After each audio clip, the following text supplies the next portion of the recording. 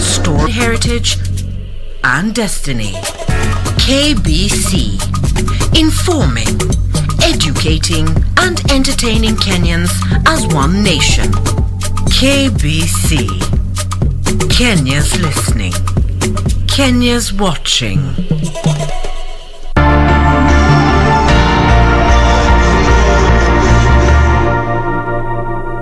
My name is Mohamud Ahmed Mohamud, the CEO of Kenya Deposit Insurance Corporation, the successor of DPF, that's Deposit Protection Fund Board, which was established in 1986 following massive bank failures at that time, that the government thought it prudent to start a deposit insurance to protect the interests of the depositors. DPF had a limited mandate of providing deposit insurance when a bank fails and acting as a liquidator when they are appointed liquidator by the Central Bank of Kenya once an institution fails. And then by 2008, the idea was mooted now to expand the mandate of DPF because of also the financial growth in our country. And that is when the idea of KDIC came up, following assessment by the World Bank consultants. Then the act was created, and then the act was enacted in 2012 by our parliament, now giving birth to KDIC. Be sure, check out for a KDIC sticker in your banking hall. KDIC, protecting your deposits. Virusi vya korona huenea unapokaribiana na mtu aliyeambukizwa kupitia matone, haswa wakati anapokohoa au kupiga chafya, na pia kwa kugusa sehemu au vifaa vilivyo na virusi hivi. Ukihisi dalili kama vile kupandwa na joto, kikohozi, maumivu mwilini na ugumu wa kupumua, na unashuku ulikaribiana na mwadhiriwa, jitenge kisha piga nambari 719 ili upate usaidizi. Mtu yeyote anaishi na maradhi sugu kama vile virusi vya HIV, kifua kikuu, saratani na mengineo anashauriwa kutumia dawa zake jinsi alivyoshauriwa na daktari bila kukosa. Komesha korona. Ujumbe huu umeletwa kwako na serikali ya Kenya.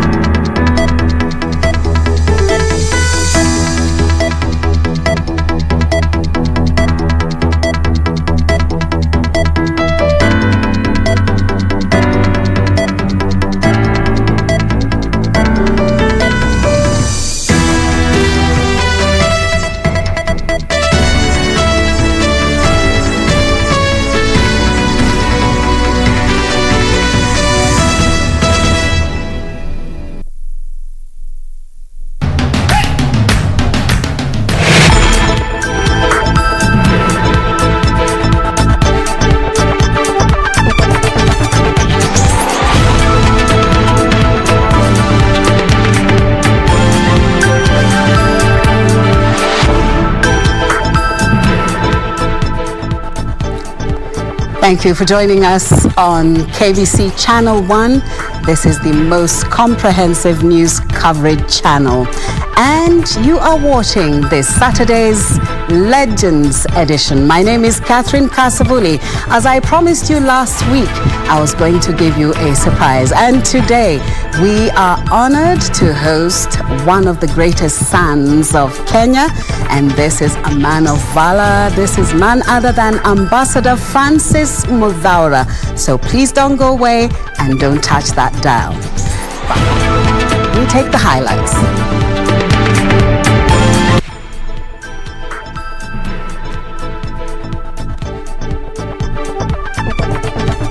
Tea farmers to set the minimum price at the Mombasa tea auction and also hoard prices until the prices are reasonable.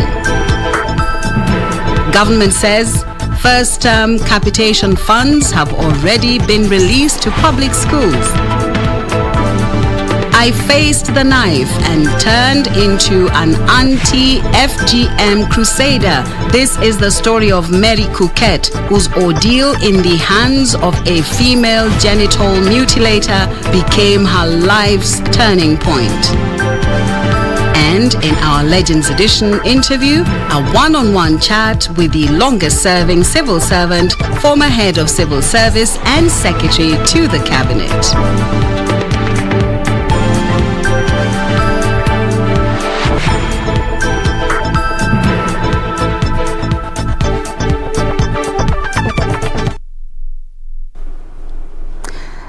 Thank you for joining us once again. My name is Catherine Kasavuli, and this is the Legends News Edition. Thank you so much for keeping your dial here on KBC Channel 1. Our sign language interpreter is Byron Abuli. And of course, you can follow us on our Twitter handle at KBC Channel 1. And on to our main news tonight. Tea farmers are set to benefit from new directives given by the Ministry of Agriculture that will see tea farmers set the minimum price at the Mombasa tea auction beginning Monday. Cabinet Secretary for Agriculture Peter Munya has also directed farmers to hold their tea at available government silos until tea prices are high. In a move to ensure that farmers' earnings commensurate the cost of production and quality of tea, the government now says that the smallholder tea producers will have the final say at the Mombasa tea auction. In other words, we are simply saying from Monday, they will be operating at the auction and even in direct sales, a minimum price below which tea from Kenya will not be sold.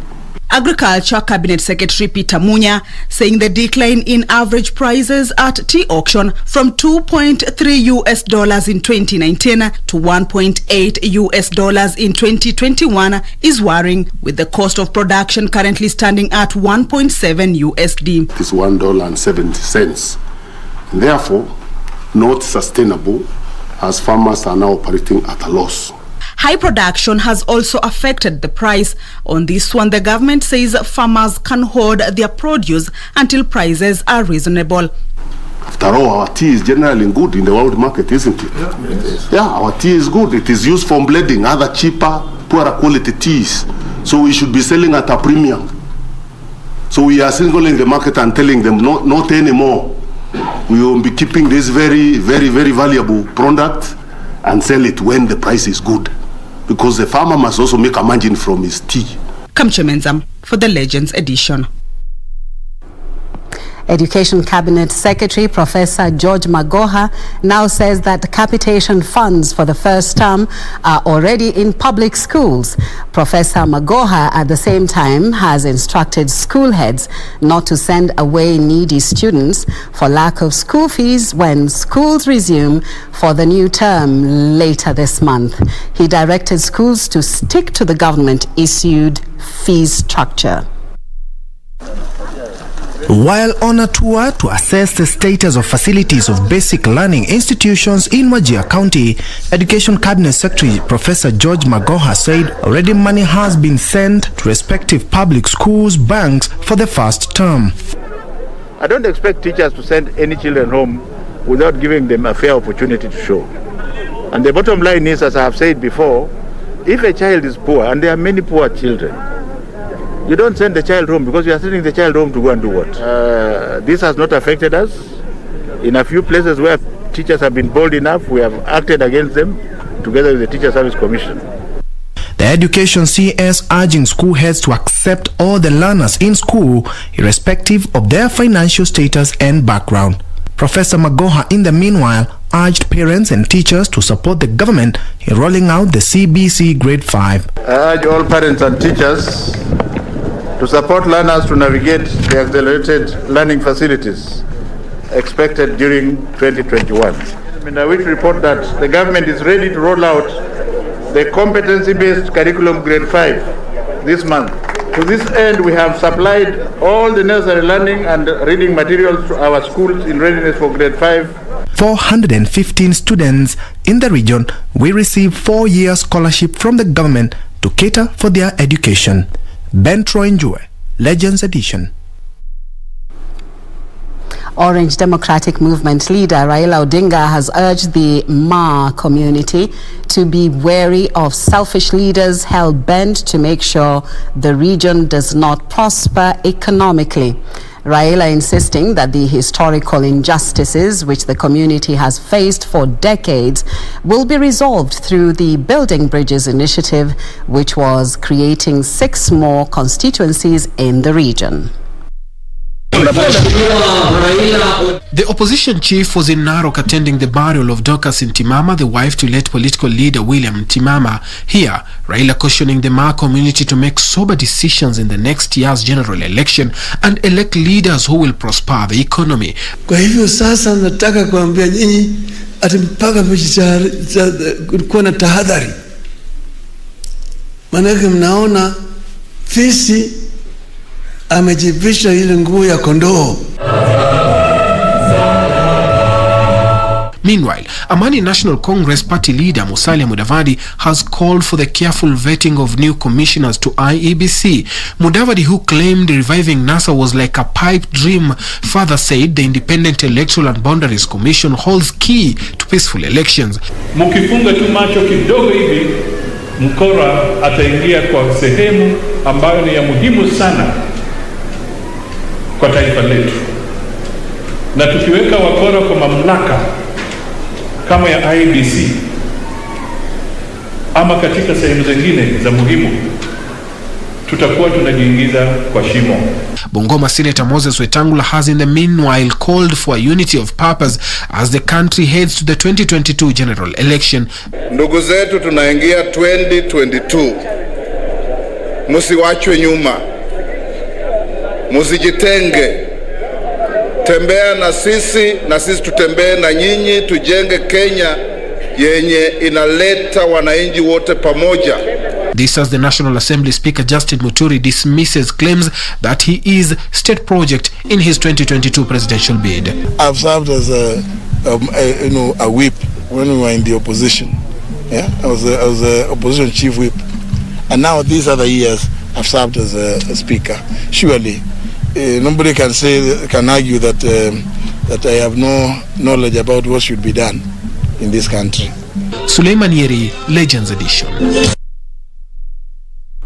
The Kenya Medical Research Institute, KEMRI, has come up with a herbal solution to a challenge that hindered implementation of World Health Organization initiative on large-scale mass deworming of school-going children 2 decades ago.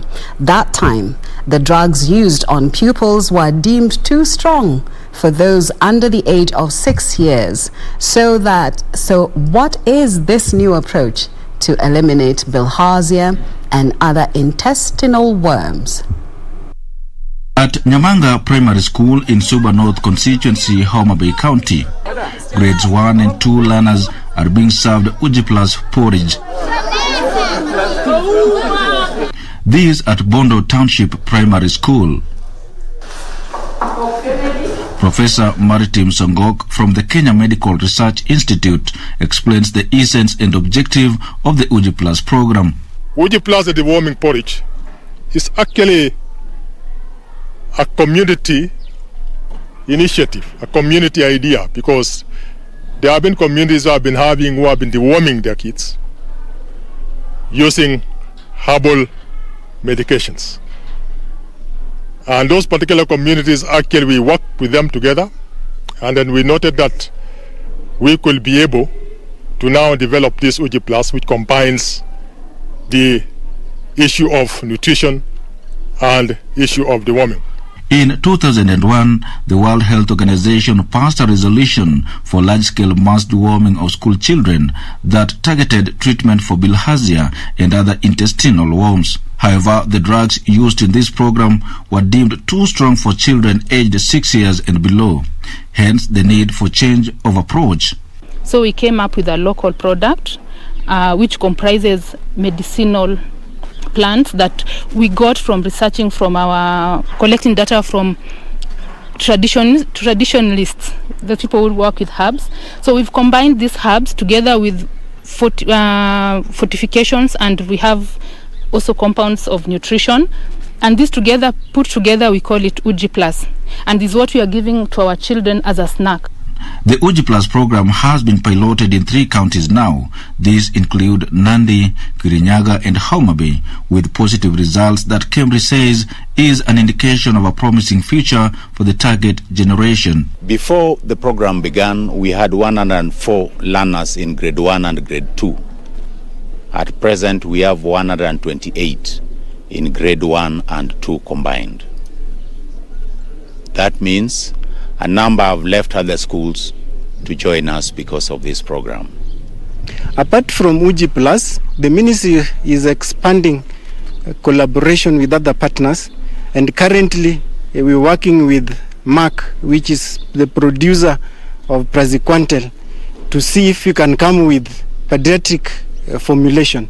So that is also under clinical trial, and it's taking place in Homa Bay, in Migori, and also in Siaya. Being a novel program, the issue of sustainability may come into question, but Professor Songok says the ingredients used in the preparation of the porridge are locally produced. The other types of also the drugs that we have, the chemotherapy, just there's a particular possibility of them developing resistance as we move along.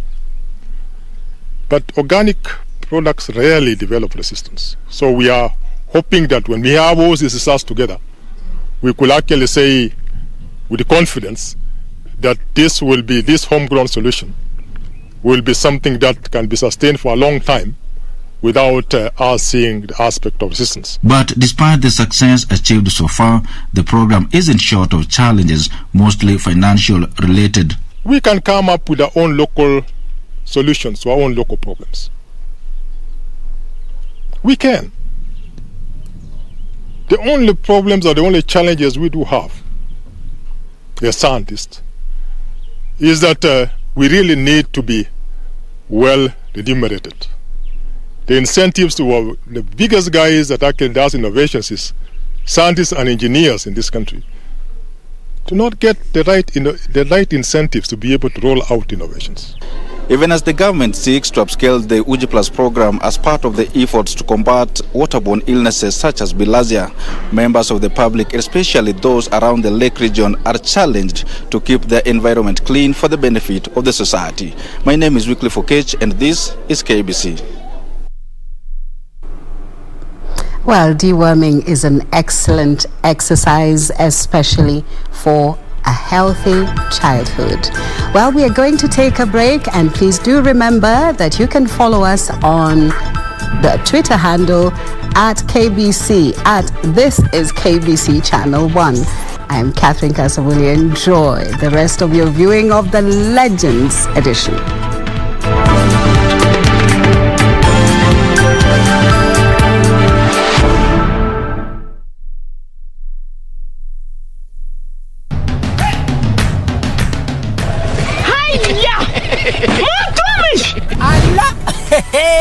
Nissan Serena ndio hii, na unaweza kuwa wewe ndio tunapikia simu. Kodi ya Nissan Serena ni NS, alafu kisha kwenye amount ni 50 bob. Hii Nissan Serena tunakupatia na shilingi 50. Kujiunga na QuickBid ni rahisi. Enda kwenye M-Pesa, bonyeza paybill, kisha weka business number 4032353. Kwenye account weka kodi ya bidhaa unayotaka na bid yako ya chini zaidi, kwa mfano TV 16, kisha weka shilingi 20 tu kama idadi yako. Weka bid yako pia kwenye www.quickbid.co.ke. Kumbuka, bid ya chini zaidi ya kipekee ndio ununua. QuickBid, bidhaa bora kwa bei ya chini.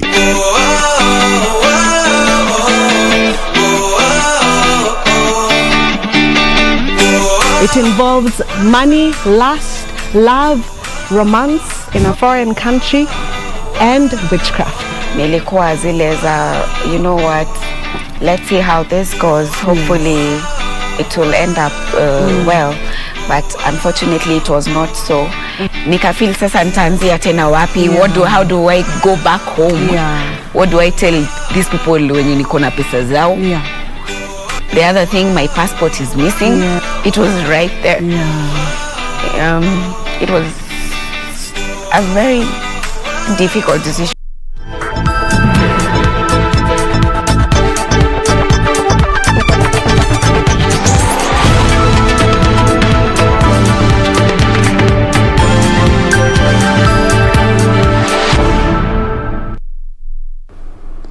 Welcome back. Busia Governor Sospita Oja-Among has decried the rising cases of COVID-19 in the region. This is the country's as the country recorded 536 positive cases from a sample size of 6,036 tested in the last 24 hours. The Ministry of Health says the positivity rate is now 8.9%. Busia County Governor Sospita Ojamong has cautioned residents against flouting the COVID-19 containment measures. The rate at which people are dying also, like if I counted the number of old people being buried, it's beyond 50. He was speaking during distribution of personal protective equipments donated by Equity Bank in Nangina Mission and Alupe Sub-County Hospitals. The bank chief's executive officer, Dr. James Mwangi, urged the county government to prepare adequately against the unseen enemy. I assure you, Your Excellency, that this hospital, together with the additional one we have asked you to prepare, will support them with the PPEs. And Malindi Interfaith COVID-19 Response Committee has expressed concern over the ever-increasing cases of infection in the sub-county. Na sisi polisi kuhakikisha kwamba tunahamasisha wananchi wetu kuhusu ili janga la corona ili waweze kufuata hizo protocols zote ambazo zimewekwa na serikali. The initiative coming as the country recorded 536 new positive cases of COVID-19 from a sample size of 6,036 tested in the last 24 hours. According to the Ministry of Health, 336 patients have recovered while 3 patients have succumbed to the virus. For Legends Edition, I'm Ruth Wamboi. The painful experiences we go through influence our worldview, with some of us taking decisions to save others from going down the same path. This, as in the case with Mary Kuket, whose ordeal at the hands of a female genital mutilator became her life's turning point. Safino Cheng was in Baringo County to sink deep into Kuket's kind of pain and how it turned her into an anti-FGM crusader. Here now is Sacrifice to Tradition.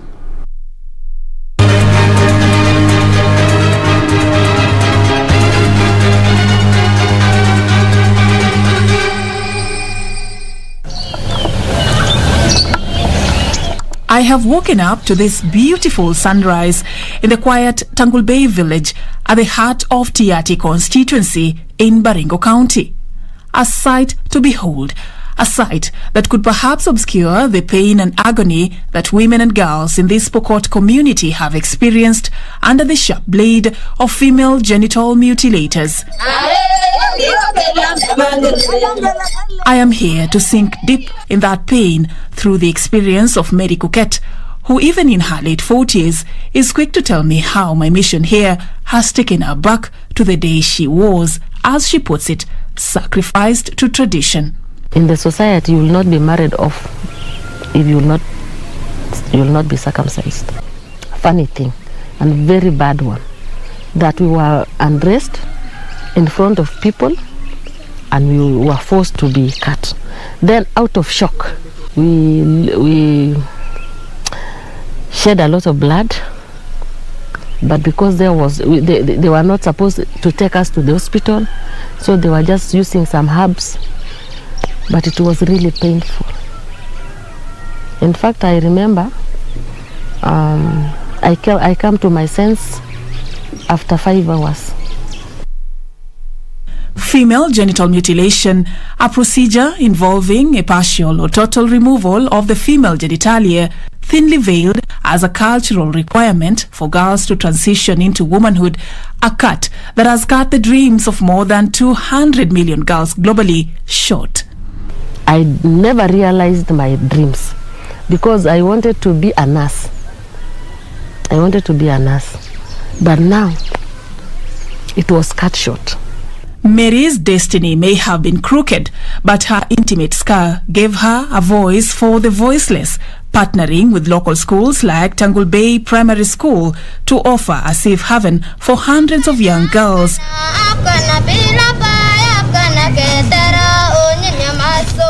As we speak, right now we have more than 2,661 women in the network. Girls now run to us. We attach them to the schools because we don't have any rescue center around here. Wasasi wetu wanatupeana tu hivyo, hawawezi kutujali hata unaenda kukaje, unaenda kuishi aje. Previously we had about 100 girls and now we are 47.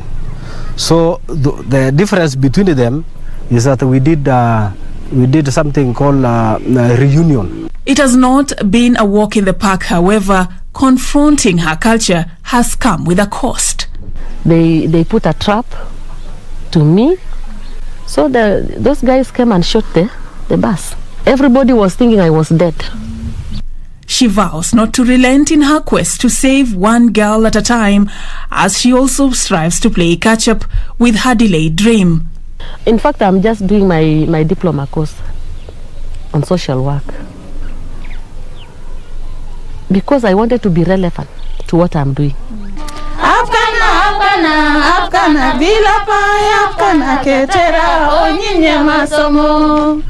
As I leave this village, having interacted with these young girls who have been saved from female genital mutilation, at least for now they have a hope for a bright future. But thousands are out there who are still at risk of this vice. How many more girls do we have to lose in the hands of perpetrators of female genital mutilation before we can finally decide to stop this vice and give our girls a chance to thrive in public life?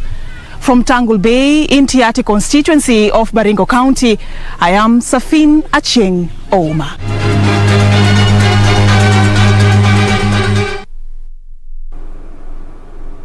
Thank you, Safin Acheng, with that story. And we take a small break right now. We'll be back soon.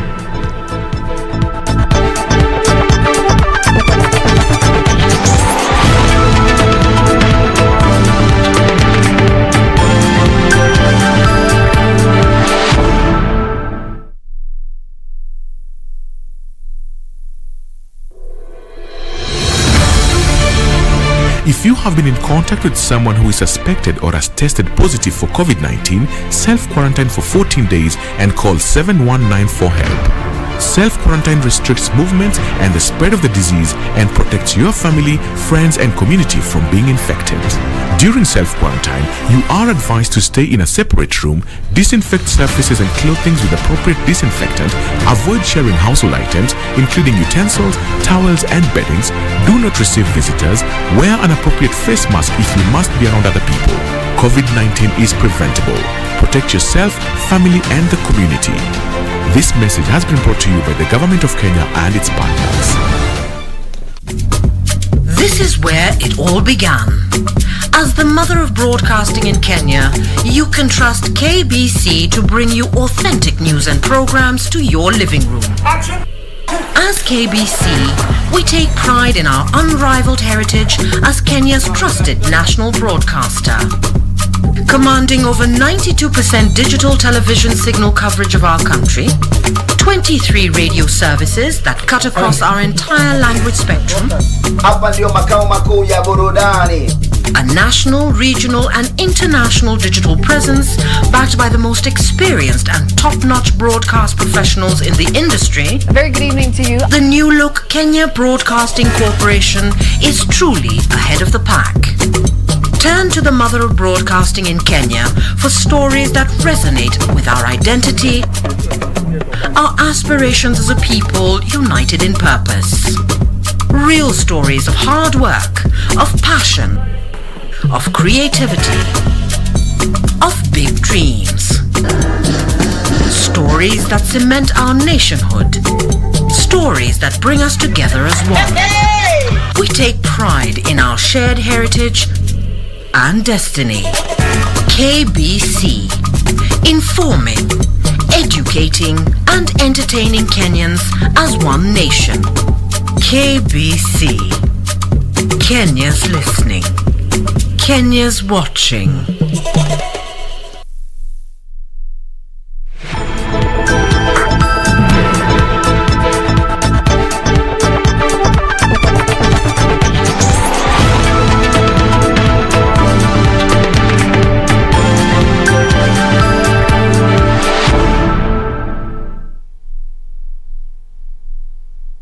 Thank you.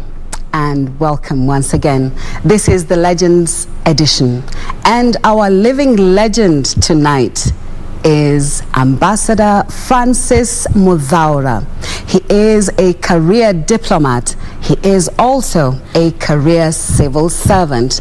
Ladies and gentlemen, help me welcome this wonderful son of the nation, a great man of valor, Ambassador Francis Muthaura. Yeah, thank you, Catherine, for those bit flattering words. But I really appreciate it. Thank you very much. You're most welcome. You deserve all the accolades we can give you. You've been giving people, commendations and things like that. But it's time for you also to receive some, some ululation and accolades. Thank you. You were Ambassador Francis Muthaura, great diplomat, respected all over the world and also in the European Union. Let's first start at home. You were the first Secretary General to the East African Community. Yes. Please walk us through that. Well, I was appointed, first of all, as an first executive secretary of the East African Community.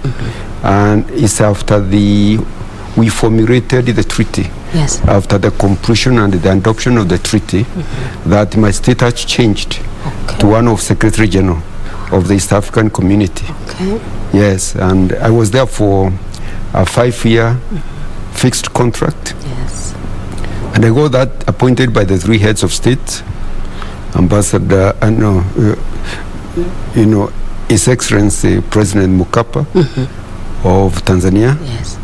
His Excellency President Museveni of Uganda, and His Excellency President Moi of Kenya. He's the one who proposed to me. Wonderful. I was his ambassador to the United Nations. Wow. And that's where I was called from to come and head the East African Community. Okay. You remember there was a bit of an issue there. Yes. Because the first appointee was Professor Mbidi, who was the head of public service. Yes. But he declined taking over the job. And then I was invited. I took it with a lot of excitement. Wonderful. Because I thought it was an extremely important responsibility. Yes. To restart the East African Community. Yes. After it had died for about 20 years. Yes, 1977. That's 77. When yes, that's when. And the appointment was 1996. 96. It was 20 years literally. Yes. That's wonderful. Yes. Now, of the things that you proposed while Secretary General of East African Community, can you say you have achieved some milestones? Well, I think it's a lot that has been achieved. What you should recall is in 1996, Kenyan border with Tanzania and just been reopened. Yes. Our border with Tanzania was closed for 20 years after the collapse of the first East African Community. Yes. So we had no trade between us and Tanzania. Yes. And now there is a big trade. Yes. Both ways. It is true. Between Kenya and Tanzania. That's a major achievement. It is. Also, our trade with Uganda was just minimal. Because Uganda had been under the regime of the former, dictator Idi Amin. Idi Amin for so the economy of Uganda literally had collapsed. Yes. President Museveni had started reviving it, but the trade really was very limited. Yes. Our biggest trade partner in East Africa was Rwanda. But then it also was destroyed by the genocide. So the East African situation was very bad. Yes. Burundi also was in a very bad state, tension. Yes. After the genocide, it also almost went through a similar experience. Yes. Coups. So it was a very difficult time. Yeah, for East Africa. Kenya economy was also doing not very well. Yes. Because all the infrastructures that were in the community, regional infrastructure, like the railways, and almost after they split. Yes. Even the Kenya Railways was not doing very well. That's true. Tanzania Railways was almost kaput. Uganda, there was nothing to talk about at that time. So it was a very challenging period. It is true. The post and telecommunications and also split. And so they were trying to find their bearing. And so it was a very difficult period. Yes. And at that time, around 96, you remember there was a lot of the new democratization of Africa. Yes. So a lot of African countries were unstable. Yes. Especially those which had been ruled by the militaries. Most of African countries were under the military rule. It is true. Except just a few. Yes. From Southern Africa, Kenya. Just very few. And perhaps Ivory Coast in West Africa. Yes. And Senegal. Yes. All the others were military and in a very bad state. Yeah, so it was, but there was one positive thing that was happening. Yes. The European community was really expanding. Yes. And entrenching itself. They were actually creating, they had already come up with the single market, single European market treaty. And that also started now becoming like an example for other regions. So there was a lot of movement now towards regional blocks. Wonderful. America was trying to create the free trade area with Canada and Mexico. Yes. And then in the southeast, the Asian countries, and they also created their own. And the Arab countries were also trying to create. Latin American countries were also trying to create. So when we started the community, group environment was very positive. Wonderful. Now, just for regionalization. Hold that thought. Yes. I want to talk about your mission in Belgium. Yes. You were Kenya's High Commissioner or Ambassador? Ambassador. in Belgium. To the European Union. Yes. To Belgium and to Luxembourg. Wonderful. Yes. So your involvement with the European Union. Yes. Did that have any bearing on your being appointed East African Secretary General? Because of I had served a total of 10 years. Yes. In Brussels. Yes. First of all as a first secretary. Yes. And then another 5 years as an ambassador. So I saw the European, the evolution of the European Union. From the European economic community to a European Union. They went through single market and then European. Those phases, I saw them take place and what involved in terms of negotiations and the structures that propelled that process. So I thought I developed some very special expertise for that privilege of serving that mission all that time. And then at the same time, we were also accredited to the ACP group of countries. ACP is the African, Caribbean, and the Pacific group of countries who are based in Brussels, and an agreement, what we are calling Georgetown Agreement, that brought these countries into partnership, into cooperation agreement with the European community. We were involved in LAPSET. This is, affecting Ethiopia and our trade with them, our relationship with them. Yes. Can you just, LAPSET was one of the key infrastructure projects which was to be implemented under the Vision 2030. And the LAPSET, was intended, first of all, to give Kenya a second seaport. Because when you have one seaport, you are vulnerable. If anything happening, you are in trouble. So we needed to have a second seaport. Even if there is war, they go to bomb the port, or they blow the roads connecting the port and the hinterland. So if you have only one port, you have a problem. Then that's how we came up with the Lamu port as a second alternative port. The other thing is that Kenya is strategically placed to be an intrant, a country, a transit country for the goods moving into the Central Africa, part of the country, the landlocked. So we thought that port would now be able to lessen pressure on Mombasa port, so that we have two competing ports. And then, since it's in the north, it would open northern part of the country. As the Mombasa, Nairobi, Busia, Kampala road opened the southern part of the country, now Lamu, Isiolo to Ethiopia and South Sudan would open also the northern part of the country. Yes, that's true. The other thing is not just a road, it was combined a road, a highway, railway, pipeline, and also it would bring in other elements like the airports. Airports, yes. The which airports, we have seen in Isiolo, Lamu, and also Lake Turkana. Yes. And further north to places like Moyale. Now we want to switch on to something that has just happened recently. You have shocked the entire country. You have surpassed your own performance. This is Kenya Revenue Authority, of which you are the chairman.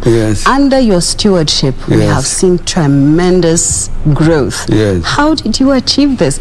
1 trillion, it is amazing. 101 1.6 I mean, it's a big achievement for we have very good KRI staff, extremely competent people, and we have been recruiting people very competitively to lead the KRI without any external influence.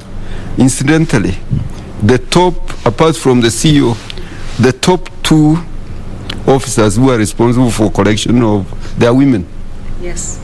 The Commissioner for Domestic Taxes, that's the one who collects most of the taxes. Commissioner for Customs, that's the second, is also a lady. So you can see we are very, very liberal in the KRI. And then we have a very good board, very professional board, which is very independent and not influenced by anybody. And for us, we don't want to let down the appointing authority, who is our president, and give us clear instructions on appointment that. We need to have enough revenue to manage the ambitious program, economic program, and infrastructural programs that is funding. So we work like a team. Both the management, the board, and even the minister. Minister of Finance is really very supportive. The Minister of Finance, whenever we have resource problems, is very responsive, and we are very grateful for that. Ambassador, oh my goodness, you have so much to share with Kenyans. Time is not on our side, but we are so privileged to have you, and we pray that you will come back again, to just walk us through a few things we need to understand about the nation and also appreciate about our nation. Thank you so much for gracing. I appreciate for gracing the Living Legends. Thank you very much. Thank you, sir. Thank you. Thank you so much for spending time with us on the Living Legends. Ladies and gentlemen, we were hosting our one and only Ambassador Francis Muthaura, who has been a great career diplomat, who has also been a great career civil servant, steering the nation in the way that it should go. He's a great man of valor. That's what I call him. I know quite a number of you call him that. Very humble, down to earth, but oh my, he moves mountains. He is a mover and a shaker. Thank you so much for being with us on this show. And, well, next is sports news.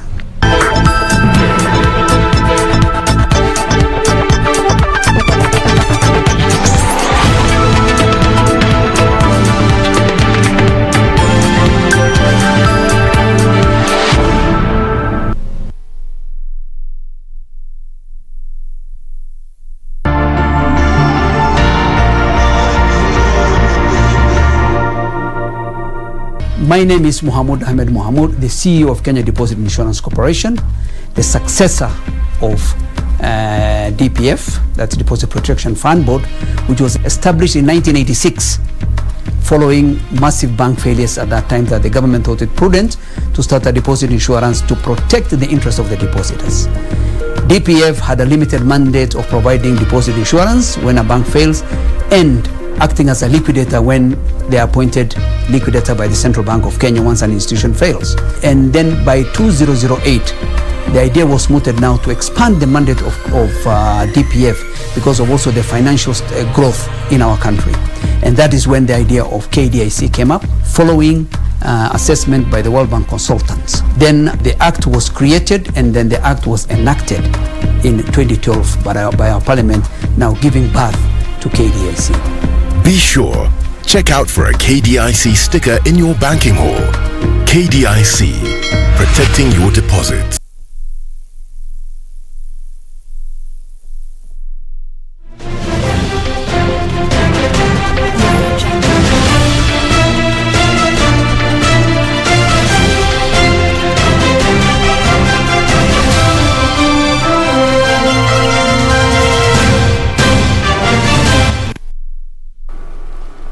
Well, thank you for joining us on our sports segment on the Legends edition. In a bid to bring gender parity in the management of sports federations in the country, Sports Cabinet Secretary Amina Mohammed constituted a 9-member ministerial committee on gender welfare in sports. The committee will be chaired by former 2-time marathon world champion Catherine Dereba. Amina made the decision after growing concerns over the treatment of women in sports. And I'd also like to say that as you move and you put together your managers and all your technical teams, we want to ensure so that we are properly sorted, that there is equal representation of men and women. Even if I look now, there's too many men. Where are the women? Hey. Sports Cabinet Secretary Ambassador Amina Mohammed has constituted a 9-member ministerial committee on gender welfare in sports and also instructed all sport bodies to ensure that representation at the management level is on the constitutionally represented to that rule. The committee will be chaired by former 2-time marathon world champion Catherine Dereba and deputized by sports registrar Rose Wasike. CS Amina made the decision after growing concerns of the treatment of women in sports, especially athletes themselves, with the basketball fraternity having came out this week with women players complaining of mistreatment as well as harassment. We must have that. We must have our athletes also having a good blend so that they are able to communicate and to deal with any issues that arise with our athletes. And I think that we need to encourage that and make sure we keep that balance, not just for the sportsmen and women. They have their different and varied sports, but our technical teams also. CS Amina also wants that federations which do not adhere to the new directive risk losing funding from the government, and teams will not be allowed to compete in any tournament, whether locally or internationally. At the same time, the CS has warned that anyone implicated in any verified case of harassment should be excluded from the respective federation and team affairs with immediate effect, and the report by the concerned federation to be availed to her office. Frederick Mwoki for Channel 1 Sports. Patela, Omolo netted a brace as Kariobangi Sharks thrashed Posta Rangers 3-0 in a Kenyan Premier League match that was played today. Meanwhile, Kakamega Homeboys hammered Mathare United 4-2, while Ulinzi claimed a 2-0 win over Nairobi City Stars. Elsewhere, Kenya Police was held to a 1-1 draw by Nairobi Stima in a National Super League match.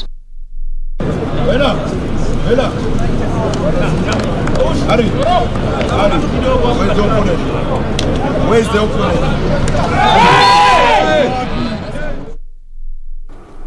Raja Casablanca of Morocco and JS Kabylie of Algeria will meet tonight in the final of the CAF Confederations Cup in Benin.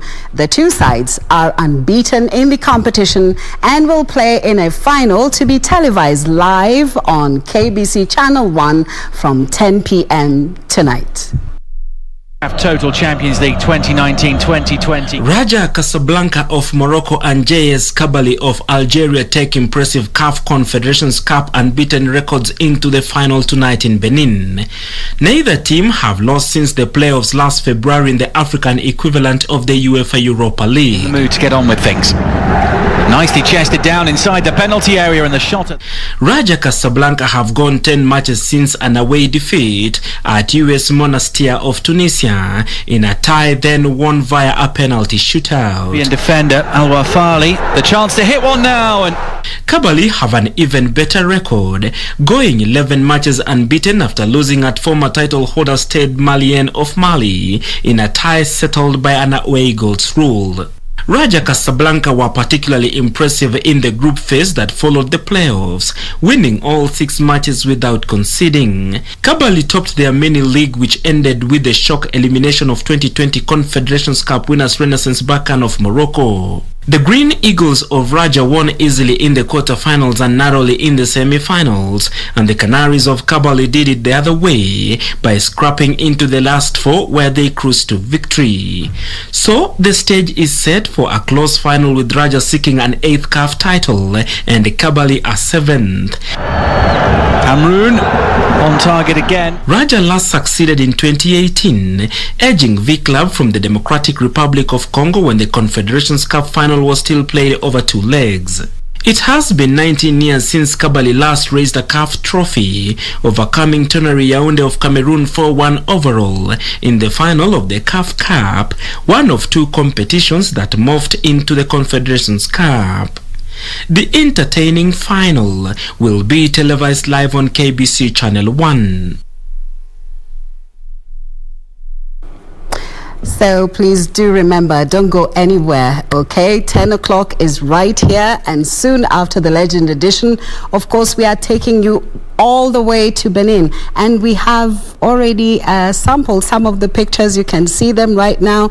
The teams are raring to go. This is Kabylie and Raja Casablanca. Algeria meets Morocco in Benin tonight, so please keep it KBC Channel 1. I am Catherine Kasavuli.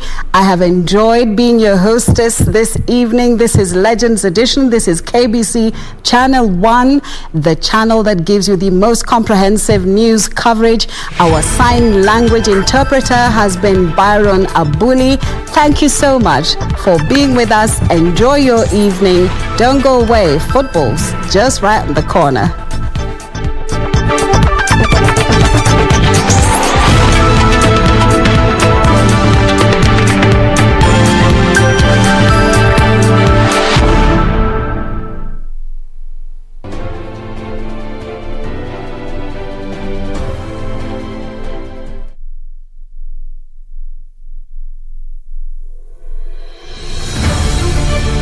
Virusi vya korona huenea unapokaribiana na mtu aliyeambukizwa kupitia matone, haswa wakati anapokohoa au kupiga chafya, na pia kwa kugusa sehemu au vifaa vilivyo na virusi hivi.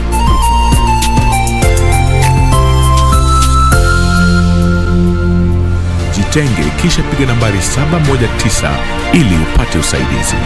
Mtu yeyote anaishi na maradhi sugu kama vile virusi vya HIV, kifua kikuu, saratani na mengineo anashauriwa kutumia dawa zake jinsi alivyoshauriwa na daktari bila kukosa. Komesha korona. Ujumbe huu umeletwa kwako na serikali ya Kenya. This is where it all began. As the mother of broadcasting in Kenya, you can trust KBC to bring you authentic news and programs to your living room. As KBC, we take pride in our unrivaled heritage as Kenya's trusted national broadcaster. Commanding over 92% digital television signal coverage of our country, 23 radio services that cut across